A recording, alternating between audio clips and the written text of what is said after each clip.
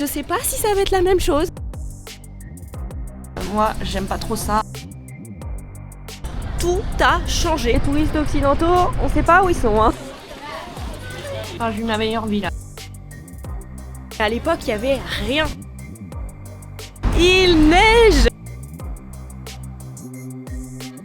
C'est le meilleur, vraiment, et haut la main. En 2022, on est parti avec mon monsieur pendant 1 an en Asie où on passe maintenant une grande partie de notre temps. Sur cette chaîne, je vous partage mon quotidien en sac à dos de la manière la plus authentique possible. Le but, c'est de sortir au maximum du tourisme de masse, de découvrir de nouvelles cultures, mais aussi de vous montrer l'envers du décor, la réalité du voyage, que ce soit nos déconvenus, mais aussi le budget. Je vous souhaite la bienvenue dans cette saison 3. Bonjour, je vous retrouve à Séoul, sous le soleil. Bon, il fait super froid là, ressenti 0 degré aujourd'hui, mais ça fait quand même plaisir. Aujourd'hui, on va retourner dans les quartiers qu'on aimait à Séoul à l'époque. Donc notre premier voyage d'il y a quasiment 3 ans. Et à l'époque, on logeait dans Myeongdong, donc quartier touristique de Séoul, très touristique même, quartier central. Sauf que, à l'époque, il n'y avait personne, tout simplement parce qu'il y avait encore les tests PCR, les masques, je vous fais pas le dessin. Donc les touristes, autant vous dire qu'on n'en croisait pas beaucoup. Mais comme beaucoup de villes asiatiques, Séoul commence à souffrir du surtourisme. Et je sais pas si ça va être la même chose maintenant, aujourd'hui, en 2025. Donc écoutez, on tient quand même à y aller, même si vous savez qu'on n'est pas fan de tout ça. On a adoré le quartier où on logeait et on a des bons souvenirs là-bas, dont notre restaurant préféré de Corée du Sud. On va voir s'il existe toujours d'ailleurs. On tenait quand même à y faire un petit tour, à voir comment c'est aujourd'hui, si c'est si terrible que ça. Et puis écoutez, si ça nous va pas, on va aller ailleurs. Des endroits non touristiques à Séoul, c'est pas ce qui manque. Je vous emmène avec nous dans cette nouvelle journée à Séoul. Combien de temps de bus jusqu'à Myeongdong, chef ? 17 minutes. 17 minutes. Et 10 minutes de marche pour aller à l'arrêt. Donc vraiment, si vous cherchez un quartier non touristique à Séoul, je vous recommande vraiment notre quartier, c'est Ongbuk. On n'a vu aucun occidentaux ici, c'est calme, c'est local et vous êtes vraiment tout proche du centre, donc c'est super pratique.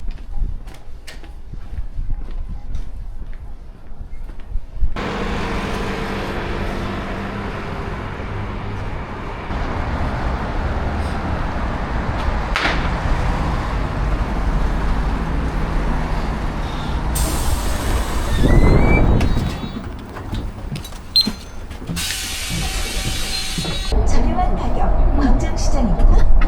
오정 약국.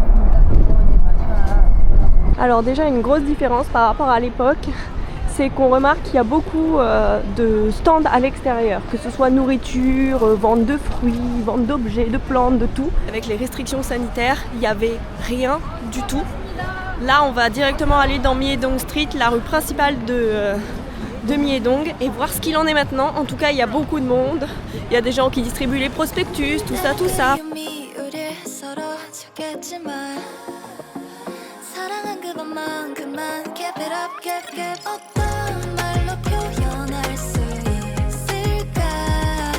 Bon les touristes occidentaux, on sait pas où ils sont. Écoutez, on a croisé très peu d'occidentaux au final. Bon après là, il est 11h30 du matin.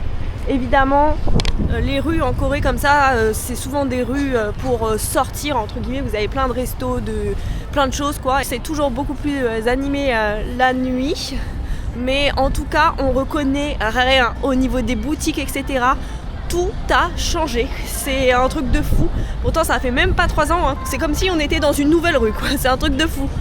On a réussi à retrouver l'hôtel où on logeait, qui est celui-ci, et qui maintenant coûte 3 fois plus cher comparé à ce qu'on avait payé. Raison pour laquelle aussi on s'est pris un Airbnb cette année. Voilà, écoutez. Maintenant, on va aller manger. J'espère que notre restaurant existe toujours parce que comme tout a changé, ça se trouve lui aussi a disparu. Non, il a résisté au Covid, donc non, il est encore ouvert, c'est sûr. On verra. Notre resto existe toujours. Par contre, les prix ont changé, ça a augmenté.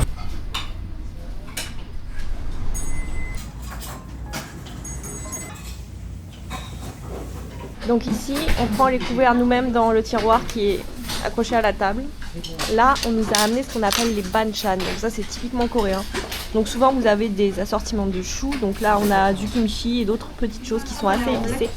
Yeah. Famida. Tiens. C'est le tien version thon. C'est ce que t'as pris. Et on a aussi les petites soupes. Donc ça, c'est à volonté. Vous pouvez vous servir comme vous voulez. Donc monsieur a pris ça au thon. Je sais plus c'est quoi le nom. C'est un plat typiquement japonais de base. Et ça a coûté 7005 won. Donc en moyenne, les prix ont pris entre 500 et 1000 won par plat. Mais les portions donc ça reste très correct. Bien. Et c'est toujours des très grosses portions pour le coup. Il y a du riz à l'intérieur à chaque fois. Et la sauce, c'est une sauce sucrée. Et moi, j'ai ça. Donc c'est du porc, pareil, avec une sauce sucrée sur le dessus. Pour 8000 won. Et on a pris à côté, parce que c'est la fête ce midi et qu'on adore trop cet endroit, des dumplings pour 5000 won. Ils sont au porc. On va commencer par le kimchi à la base des bases. Moi, j'aime pas trop ça. Et de toute façon, la nourriture coréenne de base, c'est pas forcément ce que je préfère. Sauf dans ce restaurant, vraiment, quand je vous dis que c'est le meilleur qu'on ait fait en Corée, sur 5 semaines où on y a passé du temps, c'est le meilleur, vraiment, et haut la main. Bref, goûtons le kimchi. De base, c'est beaucoup trop épicé pour moi.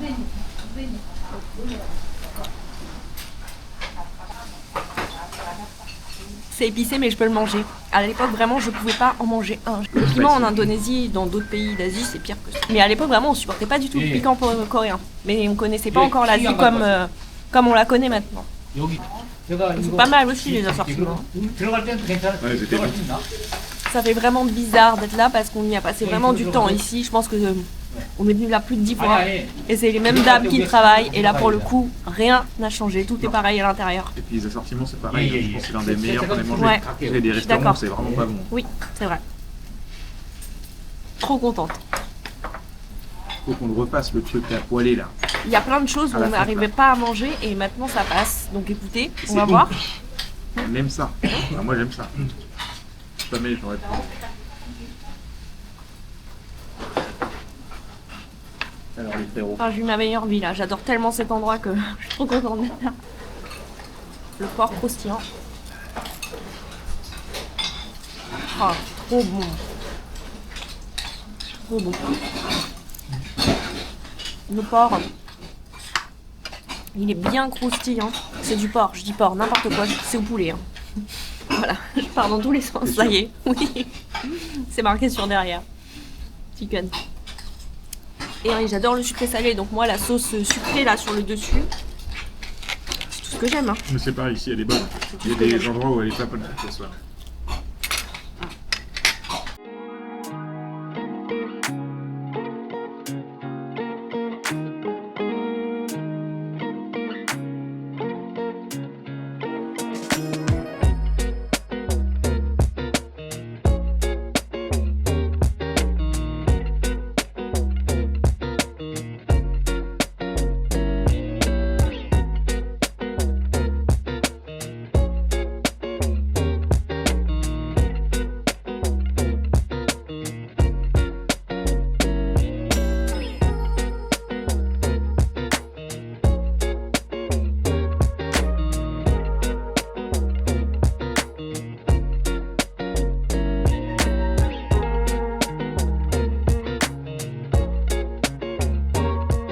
Alors, on vient de rentrer dans un centre commercial pour se réchauffer un peu. Ça, c'est la partie de Séoul que je vous montre pas spécialement parce que c'est pas trop ce qui nous intéresse.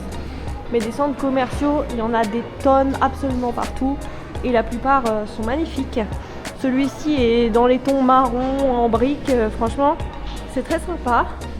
Et surtout, ça nous permet de reprendre un peu des forces. Et là, on est à un endroit que j'adore aussi à Séoul, le long de la rivière. On peut marcher loin, loin, loin, tout le long. C'est super sympa. Alors j'avoue là pour le coup, nous on y était en août, donc c'est plus joli en août avec les arbres tout verts, etc. Mais bon, ça reste cool quand même.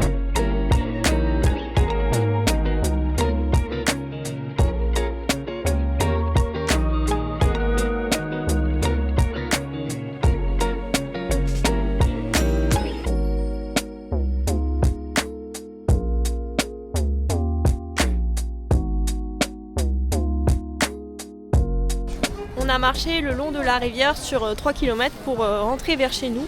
Et en remontant, en fait, on est tombé sur l'un des plus grands marchés de Séoul. On y était aussi déjà allé, mais à l'époque, il n'y avait rien. Tout était fermé, il y avait juste quelques stands qui se battaient en duel. En premier, on était dans la section chaussures. Tout est un peu par section, c'est trop marrant comment c'est organisé. Mais c'est super intéressant. Et là, on est tombé sur un stand de gâteaux. On en a pris plein de différents et on a payé. On en a pris combien de gâteaux? 6, non? 6, oui.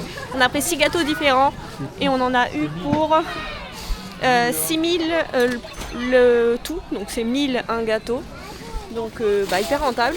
Et là, écoutez, on a décidé de se balader sur le marché avant de rentrer. On est à une vingtaine de minutes de chez nous. Parce que on découvre quelque chose qu'on n'a pas pu découvrir la première fois où on est venu. Et il y a beaucoup de monde, mais toujours pas de touristes.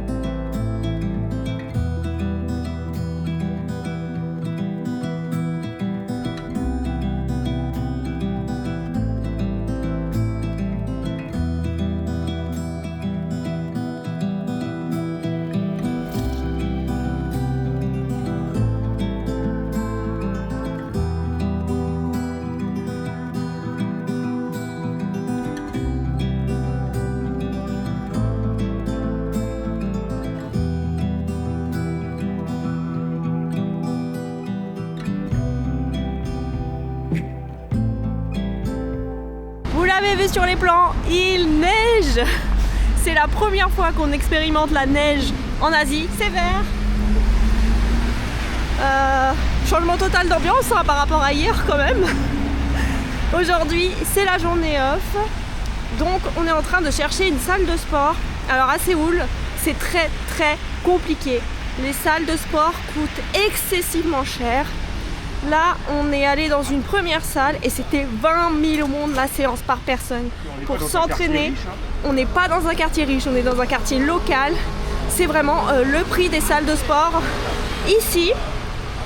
Donc, écoutez, on en tente une deuxième, mais clairement, on va pas mettre ce prix-là pour aller s'entraîner.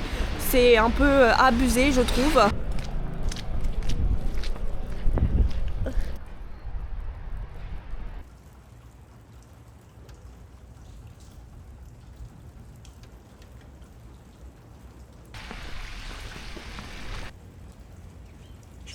Bon, on avait trouvé une salle bon marché à 42 000 won le mois. Donc vous voyez, on n'est plus du tout sur les mêmes tarifs, sauf qu'ils ne font pas de passe à la journée. Donc on a essayé de négocier, mais voilà, en Corée, les règles, c'est les règles. Il n'y a pas de passe, c'est mort. Ils font pas le nécessaire pour essayer de vous arranger. C'est pas qu'ils sont pas aimables ou arrangeants, c'est juste que si on respecte les règles, c'est comme ça. Donc on abandonne parce que il est déjà midi avec toutes ces recherches. Donc la journée off c'est aussi fait pour se poser et j'ai pas mal de choses à gérer pour la suite du voyage. Donc clairement on va pas chercher comme ça indéfiniment. Mais voilà, écoutez, à la place on va aller manger. Là on va aller tester ce qu'on appelle Isaac Toast. C'est une chaîne de sandwich coréen. On n'a encore jamais testé. Il y en a un petit peu partout dans Séoul et ça a été recommandé par l'hôte de notre Airbnb.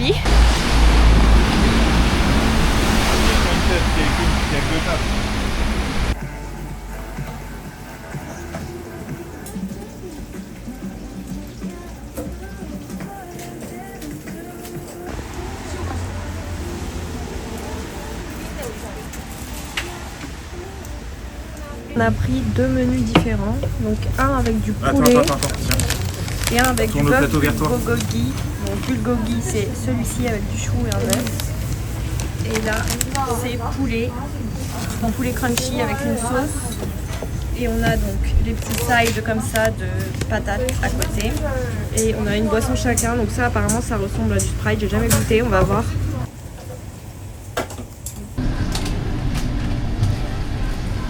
Exactement le même goût qu'un Sprite classique.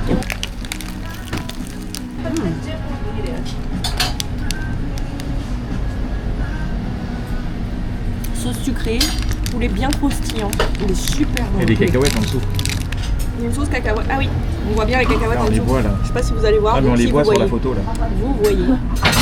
C'est trop bon. On les voit bien sur la photo. Je pense qu'il y a du beurre et cacahuètes en même. Du beurre.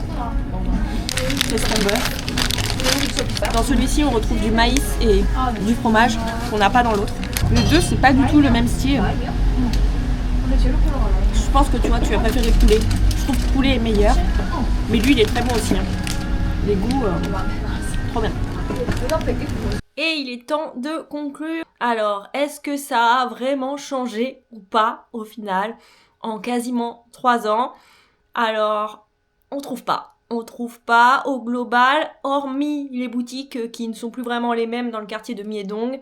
Sinon, honnêtement, on voit pas un grand changement.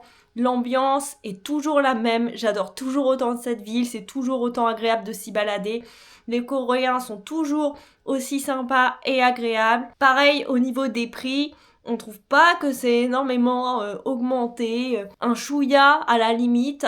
Mais sinon, c'est pareil, les prix restent similaires à ce qu'on a connu, en tout cas à Séoul, on verra dans le reste de la Corée. Mais ouais, franchement, je vois pas une grande différence et ça me rassure, ça me fait plaisir que Séoul reste aussi authentique et pas envahi par le tourisme de masse. En tout cas là, au mois de mars, ça a pas du tout été le cas. On a dû très honnêtement croiser une dizaine d'Occidentaux, donc c'est peu pour une ville qui est quand même aussi connue et réputée en Asie. Ça m'a étonnée et je suis très contente parce que j'ai retrouvé Séoul comme je la connaissais et ça n'a pas changé. Donc bah franchement trop bien. Vraiment que du positif hein, au final. Très très contente de ces premiers jours en Corée du Sud. Moi je vais donc vous laisser ici et on se retrouve dans le prochain vlog.